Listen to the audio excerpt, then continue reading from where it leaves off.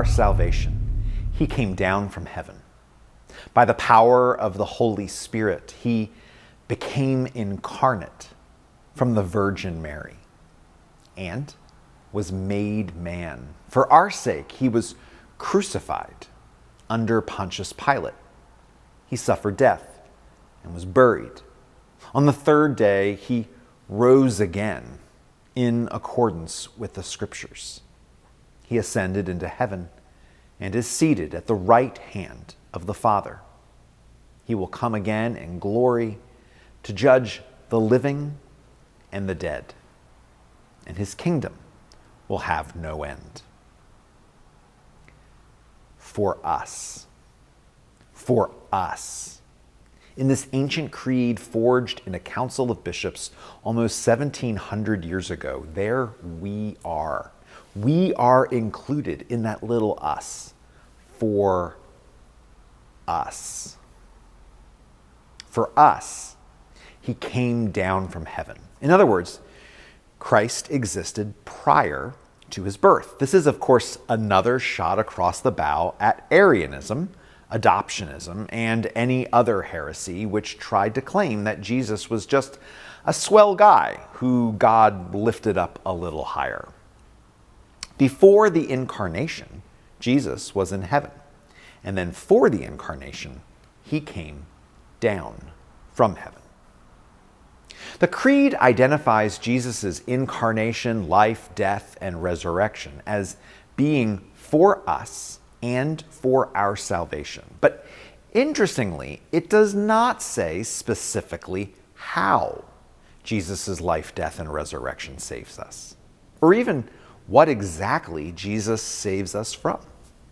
Today, some Christian churches are very specific on how exactly Jesus saves us. You might be familiar with the Ransom theory of atonement, which says that in sin, we belong to Satan and the forces of evil, and that when Jesus died, he paid the ransom to Satan with his own life.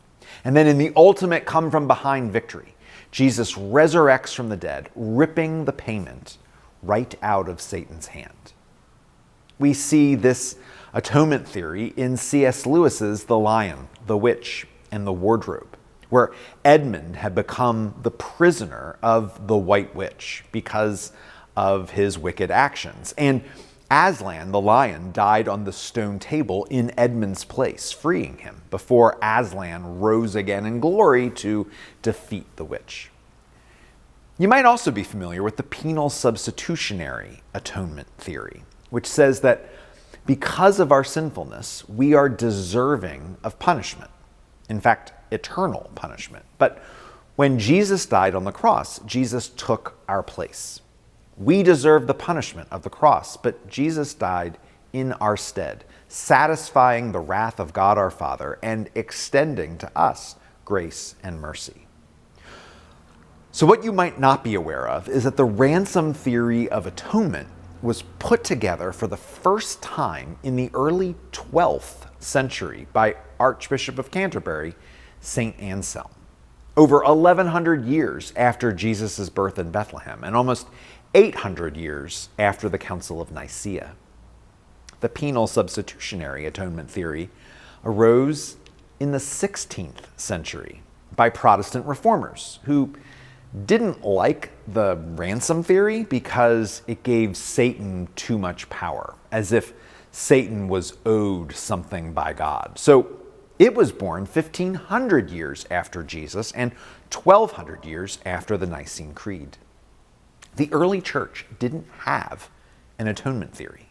In the first millennium of Christianity, almost all the theologians, bishops, normal, everyday Christians were perfectly comfortable saying that Jesus' life, death, and resurrection brought us salvation without ever going into great detail as to how exactly that happened. Irenaeus, who we heard from in the first session, said this in the early 2nd century. The hand of God, which formed us at the beginning and which does form us in the womb, has in the last times sought us out who were lost, winning back his own, and taking up the lost sheep upon his shoulders, and with joy restoring it to the fold of life. Again, in another place, he wrote, "He has, therefore, in his work of recapitulation, summed up all things, in order that as our species went down to death through a vanquished man, so we may ascend to life through a victorious one. And through a man, death received the palm of victory against us. So again, by a man, we may receive the palm against death." The early church was clear that Jesus saves us from sin and death. But the early church was also kind of fuzzy on the mechanics of salvation. They were comfortable leaving that to God's good wisdom and mercy to figure out the details. And obviously, as we've seen, they were spending almost all their theological energy in the early 3rd century figuring out exactly who Jesus was.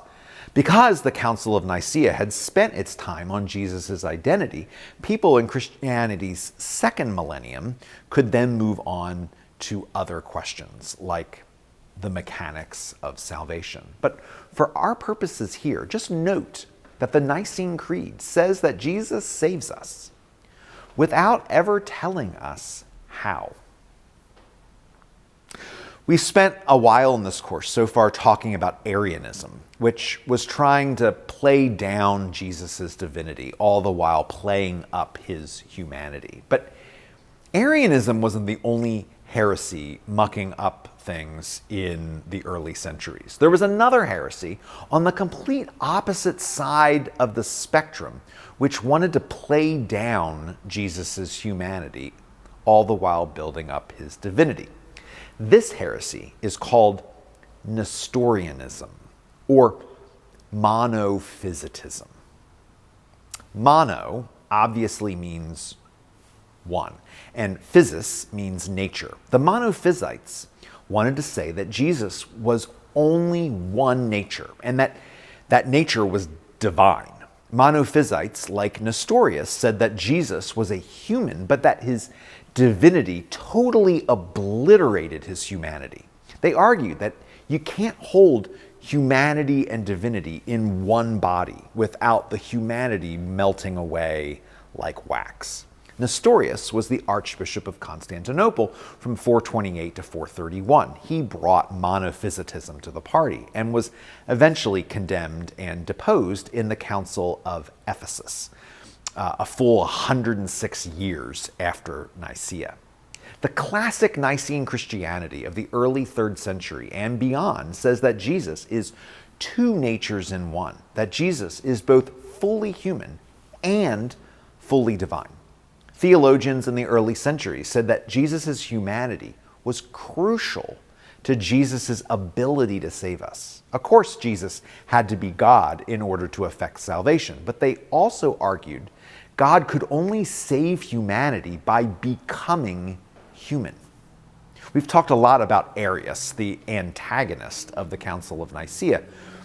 We've yet to talk about the protagonist and hero of the council, the deacon, Athanasius. Athanasius' major written work is called On the Incarnation, and in there he passionately argues that the cornerstone to God's plan of salvation is Christ becoming human. Thus, Jesus was both God and human. These two natures were united in the one person of Jesus. Monophysites said that Jesus can't have two natures. Jesus, they claimed, can have only one. Interestingly, Monophysitism is still with us today. Coptic Christians from Egypt and Ethiopian Orthodox Christians are Monophysites who reject the creed as we have it today. Perhaps even more interesting, is that a breed of Arianism is still with us in the tradition of the Jehovah's Witnesses. They, like Arius, believe that Jesus was not God and that God created Jesus and then later raised him up to a higher prominence.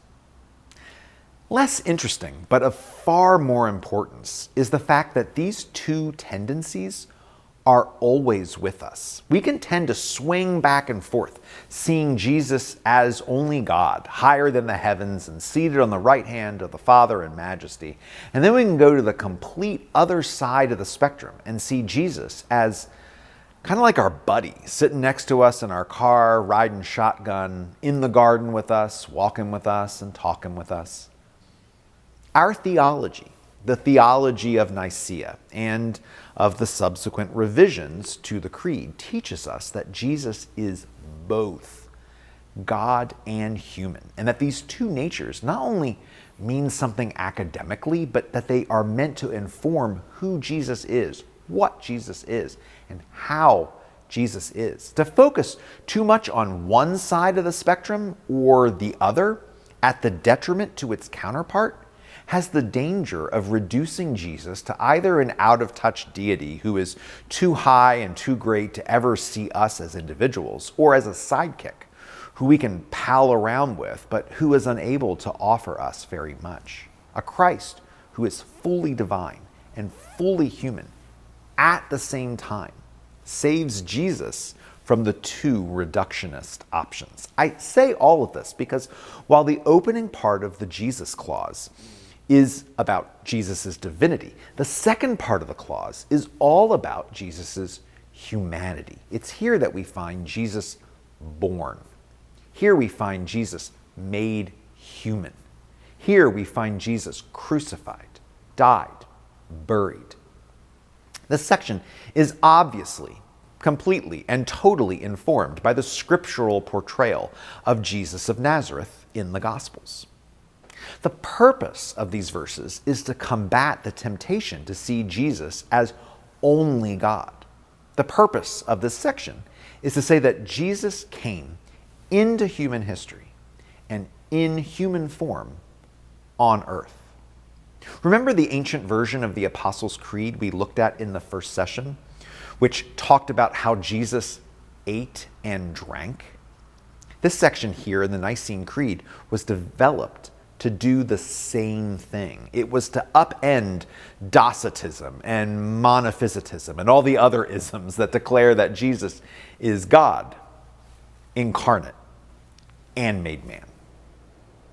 Incarnate and incarnation is kind of insider baseball language. It sounds flowery and highfalutin, but it's actually the exact opposite. When you hear incarnate, think of carnivore or carne asada. The carn means flesh or meat. So incarnation literally means enfleshed or enmeated. For Jesus to be human meant that, like us, Jesus was a combination of muscle and tendon, bone, blood, and cranial fluid. Jesus had a liver and a pancreas and 2 kidneys. Jesus had hair, sweat glands, and with all the walking around Galilee that he did, he probably had heavily calloused feet. When he was crucified, his body underwent unthinkable trauma. Hands and feet ripped and torn by the nails, blood coursing down his body from the wounds he received when he was whipped. Eventually, his body could no longer hold itself up, and his lungs would have begun to fill with fluid. His internal organs would have started failing one by one until his heart stopped beating.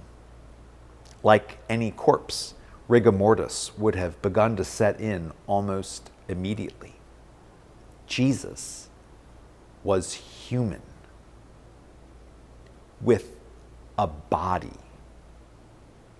I want to pause here again to look at the biographical statements of Jesus in the Creed from just one more angle, the theological conundrum called the Scandal of Particularity.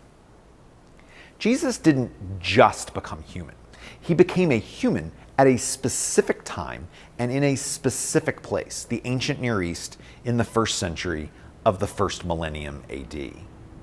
He became human, speaking the language of his time and place, which was Aramaic. He became a human during the political upheaval that Israel and Jerusalem were going through in that time as they were occupied by the Romans. He became human in a time when he wasn't exposed to what we know as modern medicine or modern communications or a modern understanding of how the universe is structured. He was born into a particular time and a particular place. This particularity can be hard to penetrate. It marries Jesus to the particular time and place that he lived in. You can't extricate Jesus of Nazareth from the culture, language, and history of ancient Israel. And here we are, Christians 2,000 years later, trying to make sense of his life, knowing that to do so, we also have to decipher his life through the particularity of ancient history and culture and language. It can create a barrier for some people who might otherwise want to explore Jesus, but don't want to have to dig through a bunch of history and culture and languages to do so. You can see the sentiment in Andrew Lloyd Webber's musical, Jesus Christ Superstar, when in the last big number, Judas sings, "If you came today, you could have reached the whole nation. Israel in 4 BC had no mass communication." But the Scandal of Particularity realizes that while this might be a barrier to some and raise a whole lot of questions, for God to enter into human history always involves particularity. You can't have a general, generic incarnation. For God to be enfleshed means that God always had to have a specific body, which lived in a specific place and spoke a specific language. For God to enter into human history at all, there will always be times and places.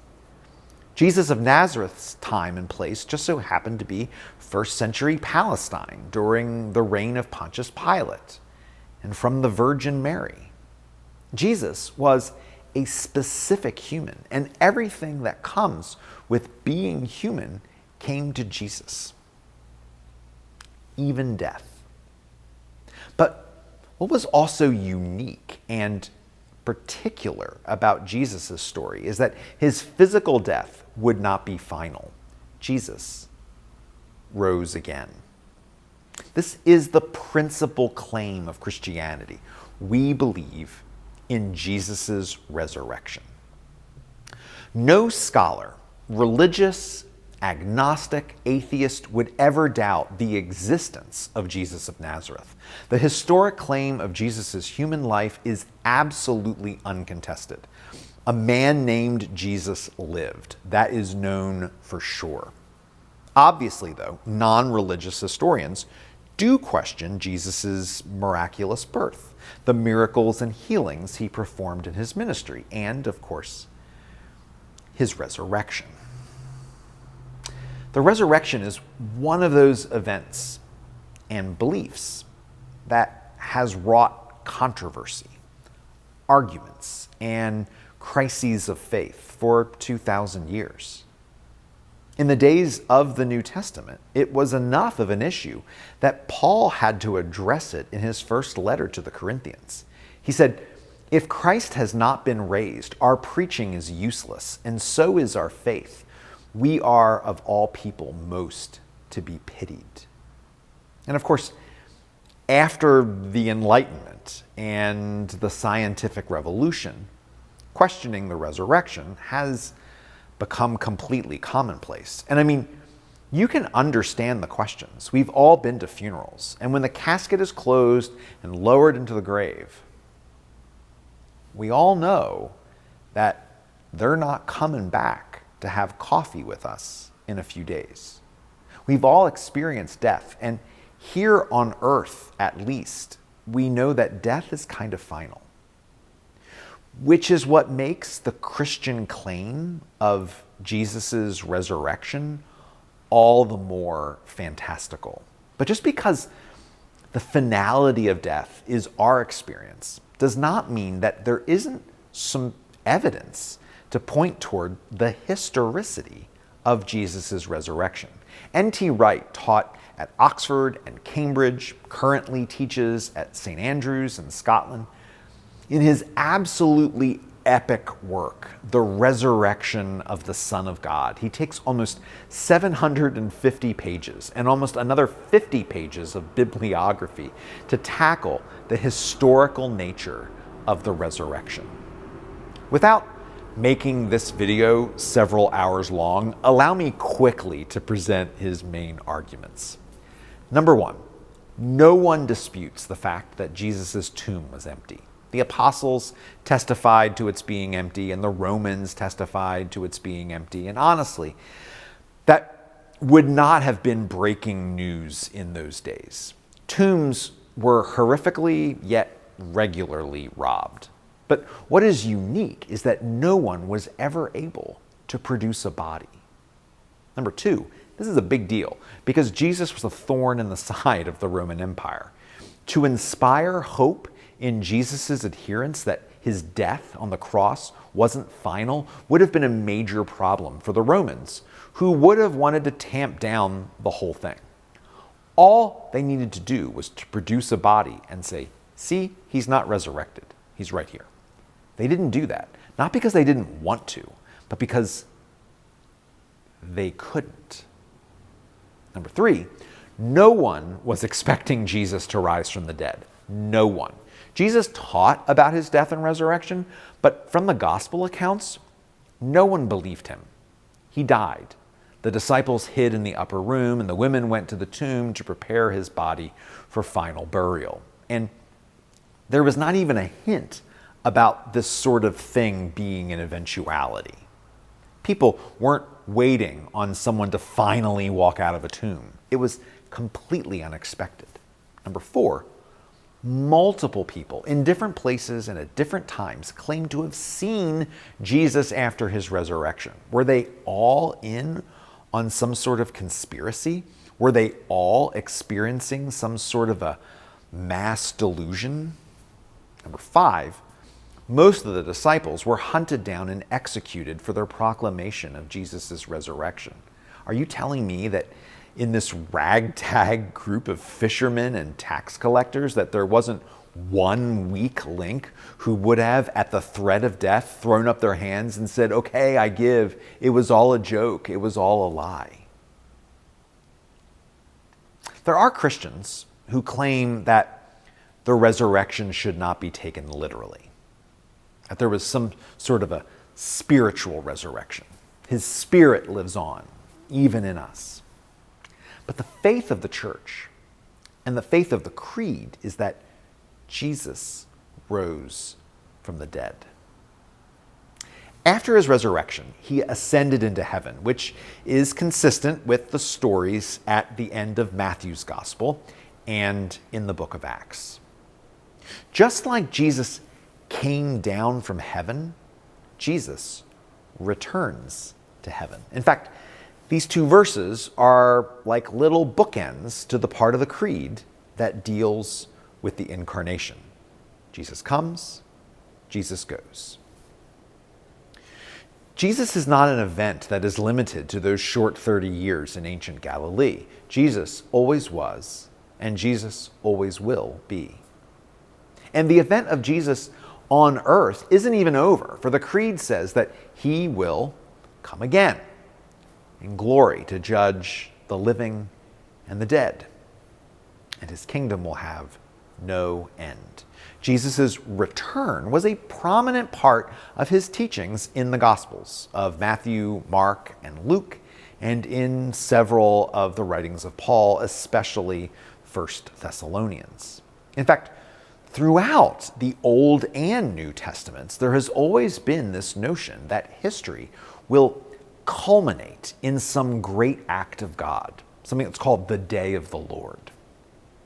That notion says that we are going somewhere, that God is not finished, that the story of God isn't just an exercise of history and looking in the rear view mirror, but that the story of God goes on and will find a new chapter. Also consistent in the teachings of Jesus on this is the fact that we will never know when this will occur. In fact, Jesus says that even he doesn't know when it's going to occur. Looking back at the incarnation, the coming of Christ into the world, we can see that no one really had a clue what was going on then. Not the king of Israel, not the priests in the temple, not the scholars of Jerusalem poring over the scriptures. Eventually, some wise men from the east looked to the sky and saw a star, but no one knew what was going on. If Jesus' second coming looks anything like his first, I think we'll all be surprised.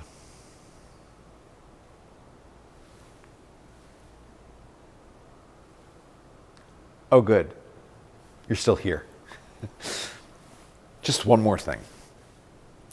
It really has nothing to do with the history or construction of the creed, but it does have something to do with the practical spirituality of the creed.